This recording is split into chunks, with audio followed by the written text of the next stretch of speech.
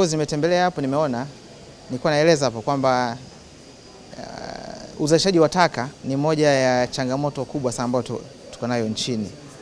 Na moja kwa moja kwenye ambacho nimekiona, 70% ya taka zinazozalishwa majumbani ni taka ambazo zinazooza. Kwa hiyo hizo zinaweka mazingira mazuri ya kubadilisha changamoto ya taka kuwa fursa, kama tumeona pale kwenye uzalishaji wa mbolea, lakini uzalishaji wa chakula kwa ajili ya mifugo. Chakula cha mifugo ni ghali sana, na protini inayotokana na mchakato ule pale ni very high quality protein, ni protini ambayo ina thamani kubwa sana. Kwa hiyo Tanzania kama nchi nyingi ambazo zinazoendelea, taka ni changamoto. Taka zipo za aina mbalimbali, hizo zinazooza, zipo za plastiki, zipo za chuma, zipo za mashambani.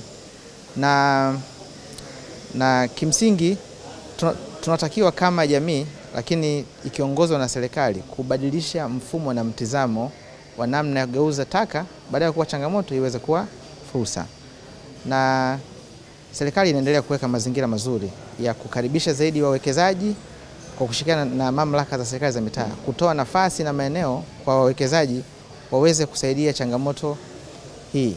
Na tunaelekea kukamilisha mkakati wa taifa wa usimamizi wa taka. Utazinduliwa nafikiri katika wiki ya siku ya mazingira duniani. Wakati huo unalenga kupunguza taka kwenda dampo, kwa sababu kwa wingi wetu na taka tunazozalisha tutageuza kila mtaa kuwa dampo, itakuwa sio kizuri. Lakini takataka katika upande mmoja inaweza kuwa ni malighafi ya uzalishaji katika sura nyingine. Tunashukuru sana sekta binafsi, especially wale wa makampuni yanayojishughulisha na uuzaji wa vinywaji kwenye chupa. Wao wameunda jumuiya yao kwa kushirikiana na taasisi nyingine kama ambazo tunazo hapa. Kiukweli nyinyi wenyewe mtakuwa mashahidi, taka za plastiki kwenye chupa zinazotokana na maji ya kunywa au vinywaji vingine zimepungua sana mtaani. Zamani wakati mimi nakuwa, mtu ukimwambia mtu wewe utaokota makopo, manake na matatizo. Lakini siku hizi ni fursa kubwa sana. Watu wamekusanya, wanaenda wanapima sehemu, wanauza, na hii inatokana na mfumo wa kufanya shughuli hii iweze kuwa na mnyororo wa thamani kibiashara. Kwa hiyo kila kitu. Kwa hiyo mimi nashukuru sana kwa kupata fursa hii kuwa moja ya jukwaa hili. Tutasikia mengi, uzoefu. Sisi tuko sehemu ya sera, lakini tunapata fursa ya kukutana na watu wenyewe wanaoshughulika chini, ili sera na mambo mbalimbali ambayo tunayoweka na fursa zinazopatikana tuone wapi pa kuzielekeza. Kwa hiyo kwa kifupi ningeweza kusema mafupi au machache haya. Kwa nashukuru sana. I don't know if you have already done it with the camera, but you see here the black soldier fly. It's very good, and you see here the chicken that eat the black soldier fly. Those black soldier flies, they are growing on the waste of the markets. The bananas, the rotten food, etc. The companies that have those black soldier flies, they prepare from this rotten food or this waste food, they prepare a sort of porridge where the black soldier fly feeds upon, and then the then the black soldier fly is killed and made into chicken food.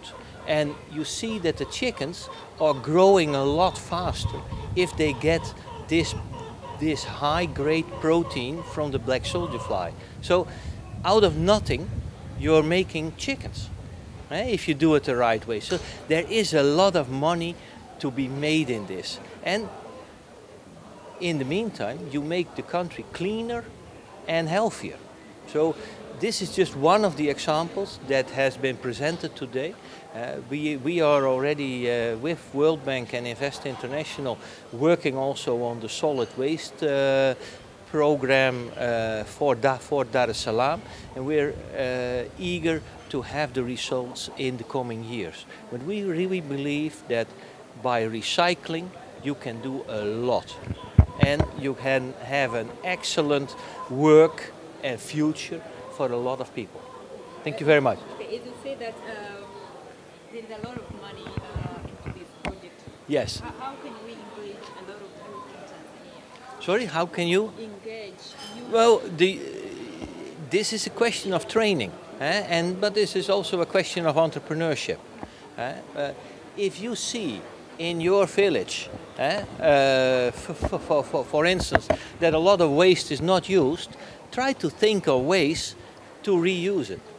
Because you can reuse old plastics, mold them into new ones. You can work with, let's say, the waste of the cashew nuts. They also contain a lot of protein. So it's also a question of working together, universities, technical colleges and people, to come up with those ideas. What about the technology? Sorry, about the? Technology. The technology is there. The technology is there, and we're always ready to work with the Tanzanian partners to do a transfer of technology. There are a lot of people who have already done this around the world, so they can help, so that you don't have to invent the wheel again. All those things are there, and it's just a question of combining it. Yeah. Tanzania learn from Netherlands? Do Netherlands also recycle? We recycle a lot in the Netherlands. It has its ups and downs. It also is a question of what the market price is for the materials. But there are a lot of things that you can combine and that you can use. Yes. Ni mkurugenzi wa kampuni ya Kanyenjeri Trading Company ambao tunafanya kazi katika jiji la Ilala. Kampuni ya Kanyenjeri Trading Company inafanya kazi ya uzoaji wa taka, lakini katika uzoaji wa taka tumejaribu kuangalia na kufikiria mbali zaidi, kuangalia kwamba taka zote zinazozalishwa, hizi taka ni fursa. Si taka zote zinazozalishwa kama sisi wadau ambao tunazoa taka hizi ni za kupeleka dampo kwenda kutupa. Tukaliona hilo na tumeanza rasmi mradi wa kuenza hizi taka ambazo tunazipeleka, hizi taka oza zote. Tumeanza mradi ambao tunapozichukua zile taka, kuna sehemu ambayo tuko nayo kule dampo, tunaanza sasa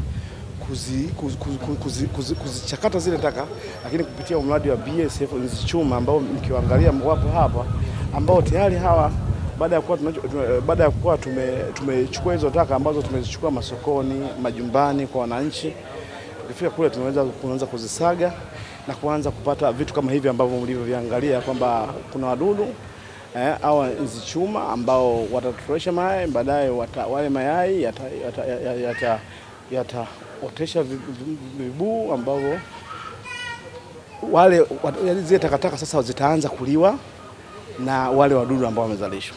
Lakini hiyo procedure inakwenda mpaka baadaye imefikia hatua kwamba ziweze kufikia hiyo ambayo chakula cha kuku, matunda, umechenelewa hiyo chakula cha kuku, mifugo mbalimbali, itafikia hatua hiyo ambayo unaweza pia kuuza katika hatua hiyo.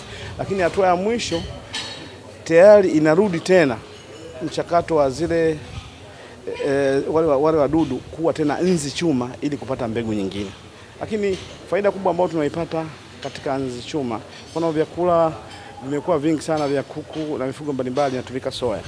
Lakini soya imekuwa ni gharama, watu wanatakiwa walime, lakini mradi huu ni mradi ambao wa nzi wa chuma ambao tunawapata kwa urahisi zaidi na wanachakata hizi taka hizi kwa asilimia kubwa sana. Lakini bado tuna faida. Baada ya kuwa wale wamekula hao wadudu wamekula zile takataka, tunapata faida ya kupata mbolea. Ambao hii mbolea ni samadi ambao tunaenda tena kupata kuanza kupandia mashambani. Kwa ni faida kubwa. Ukiangalia hapo mfano unaangalia hawa nzi chuma ambao wamezalisha ambao wamechakata hizi takataka, kuna kuku wa mfano ambao wako hapo ambao ni wakubwa kuanzia kilo 5 mpaka 6 sababu wanakwenda. Kwa hiyo tunaangalia hii ni fursa. Lakini kubwa ambao tunaweza kuambia wananchi waelewe kwamba taka ni fursa, si taka ambao kila inayozalishwa kwenda kutupa. Wito au elimu tunataka kutoa sana kuanzia mashuleni, lakini wananchi pia waweze kuelewa jinsi gani ya kuhifadhi taka hizi wakiwa majumbani. Si kila taka tu ambao unatakiwa unazozalisha majumbani unazichanganya sehemu moja. Tunatakiwa tutenganishe na sosi inatakiwa ianzie majumbani ili mkandarasi, taasisi yote au manispaa, jiji wanapoenda kukusanya zile takataka wakute tayari kule kwenye chanzo ambacho zinazozalishwa tayari zimeanza kutenganishwa. Ukijaribu kuangalia soko la plastiki, hii chupa za plastiki ni soko kubwa ambalo sasa hivi kila sehemu na wanunuzi wapo kila sehemu. Sasa tuangalie sasa, kwa sababu asilimia kubwa ya taka ambazo zimekuwa zikizalishwa hapa si chini ya asilimia 60 mpaka 70 taka hizi za organic. Kwa hiyo ni fursa ambayo tunatakiwa wananchi waelewe, lakini sisi kama Kajejele tunalifanya hivi, tunaonyesha tunataka sasa ianzie watu, elimu ianzie kwa wananchi. Lakini pia mbali na hilo, sisi kama kampuni tumeweza kutoa ajira. Tumetoa ajira kwa vijana. Kwa ni jambo la msingi zaidi. Mshaelewa, kama tumeweza kutoa ajira kwa vijana, hii ni fursa na ni elimu ambayo tuko nayo sisi hapa tunatakiwa tuwape watu. Tupo hapa kwa ajili ya kutoa elimu, sio kwamba kujifurahisha sisi kama ofisi.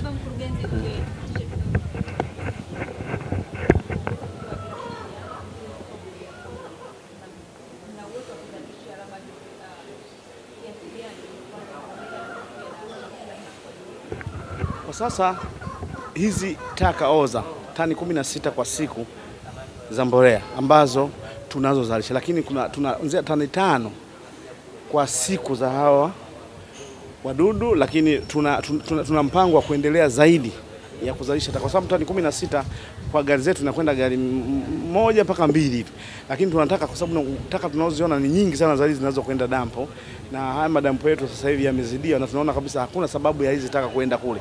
Tunataka sasa elimu ikishafanyika kuanzia huko sosi inapoanzia takataka ndio tuzichukue zote tufanye hiki kitu. Kwa hiyo tutoe wito kwanza kwa serikali ijaribu kuangalia kwamba hili, kama sisi wananchi, nchi yetu inakuwa kiuchumi na hakuna sababu ya kwenda kuomba msaada juu ya hili ambao sisi tuna uwezo nalo ndani ya nchi, na hawa wadudu au nzi hawana madhara yoyote kwa binadamu. Wao ni chakula hicho na kuweza kutengeneza protein.